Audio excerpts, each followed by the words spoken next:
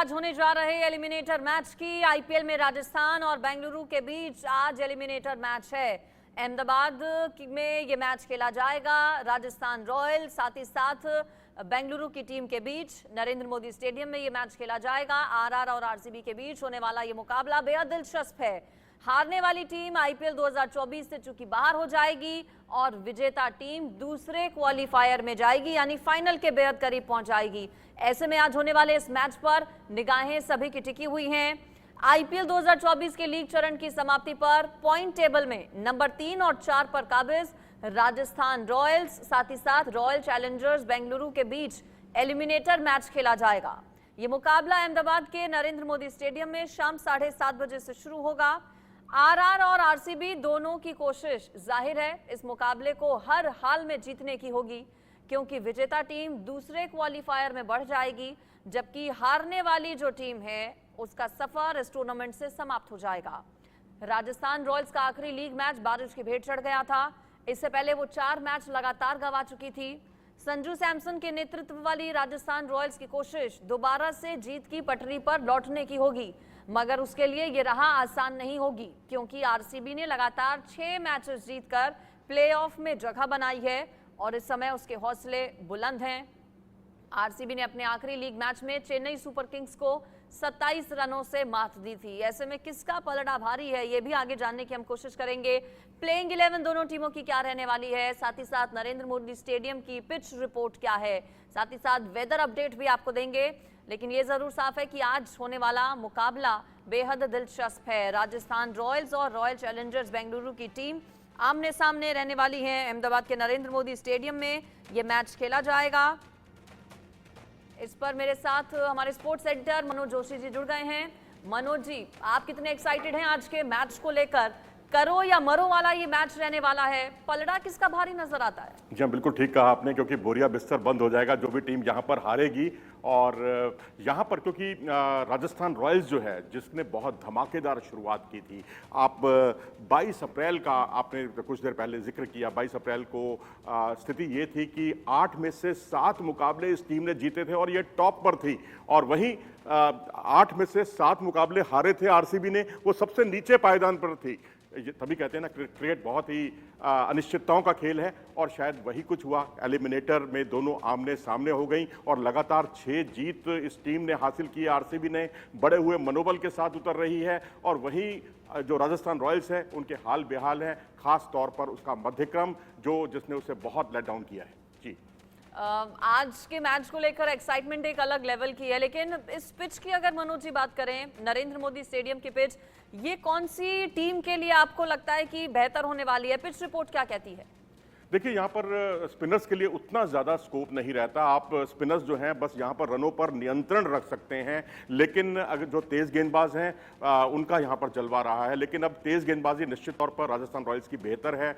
अब आप परफॉर्म नहीं कर रहे हैं वो एक अलग बात है, लेकिन कागज़ों पर भी देखा जाए तो राजस्थान रॉयल्स की टीम ज़्यादा मजबूत है। लेकिन रही बात पिच की, तो यहाँ पर तेज़ गेंदबाजों के लिए काफ़ी मददगार यहाँ पर पिच है, क्योंकि अब ट्रेंट बोल्ट के साथ नांद्रे बर्गर को लाने की कोशिश की जा रही है, क्योंकि दोनों बाएं हाथ के तेज गेंदबाज हैं। अच्छी खासी नांद्रे बर्गर के पास गति भी है और विराट कोहली पर शुरुआती ओवरों में वो अंकुश भी लगा सकते हैं। विराट कोहली फंसते भी रहे हैं उनके सामने। संदीप शर्मा तो उन्हें 7 बार आउट कर चुके हैं, तो जाहिर सी बात है कि एक ऐसा जाल बुना जाने वाला है तेज गेंदबाजी का शुरुआती ओवरों में। और उसके बाद क्योंकि विराट कोहली खास तौर पर स्लॉग स्वीप करने लगे हैं आजकल स्पिनर्स के सामने, तो अब यहाँ ये भी देखना दिलचस्प होगा कि अब कोई और अरे गहरे स्पिनर नहीं है। आपके सामने रविचंद्रन अश्विन होंगे, आपके सामने जो है यजुवेंद्र चहल होंगे, उनके सामने स्लॉग स्वीप करना एक तरह से बड़ी चुनौती रहने वाला है। इसके बाद करने वाली हूँ प्लेइंग 11 दोनों टीमों की क्या मनोजी रहने वाली है, और बहुत सोच समझकर, चूंकि मुकाबला चूंकि डू और डाई वाला है, तो प्लेइंग 11 पर भी रहेगी सबकी नजर। देखिए, प्लेइंग 11 का जहां तक सवाल है, मुझे लगता है कि यहाँ एक अतिरिक्त तेज गेंदबाज को रखना ज्यादा मुनासिब होगा राजस्थान रॉयल्स के लिए, क्योंकि राजस्थान रॉयल्स अतिरिक्त बल्लेबाज को रखती है, तो मेरे ख्याल से उसकी कोई जरूरत नहीं है। आप ज्यादा अटैक कीजिए और attack is the best defence, क्योंकि आप जितनी जल्दी विकेट झटकेंगे उतना ही आपके लिए अच्छा रहेगा। क्योंकि विराट कोहली से ही आपको नहीं निपटना, आपको निपटना है रजत पाटीदार से भी, जो कि पिछली 6 पारियों में 4 हाफ सेंचुरी लगा चुके हैं। और उसके अलावा जो अन्य बल्लेबाज हैं वो भी, कैमरून ग्रीन हो या अन्य बल्लेबाज हो, तो वो सभी धाकड़ फॉर्म में चल रहे हैं। तो वहीं अगर आप राजस्थान रॉयल्स की बल्लेबाजी की बात करें तो वहां पर सब बिल्कुल हाल बेहाल है। यशस्वी जायसवाल कंसिस्टेंट नहीं रह गए हैं और हेटमायर जो है इंजरी की वजह से बाहर थे और अन्य बल्लेबाजों में ध्रुव जुरेल वैसा यानी कि परफॉर्म नहीं कर आरआर पा के लिए रहे। मनोज एक बड़ा चैलेंज रहने वाला है।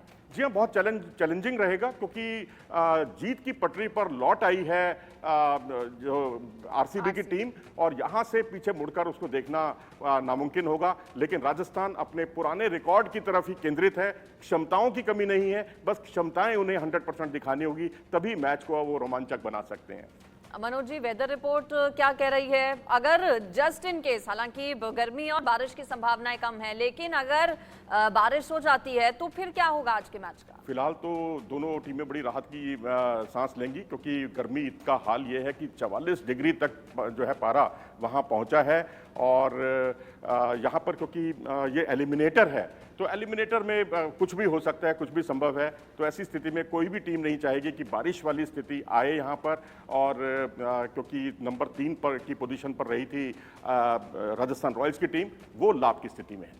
अच्छा मनोज जी, आपकी फेवरेट टीम कौन सी है? आप क्या चाहेंगे फाइनल में किन दो टीम्स के बीच हो मुकाबला?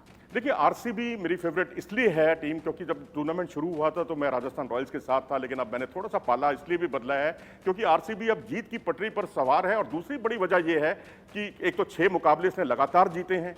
जो गेंदबाजी इसकी जो है 24 विकेट महज चटका पाए थे पहले 7 मैचों में, अब उन्होंने 48 विकेट चटकाए हैं बाद के 7 मैचों में।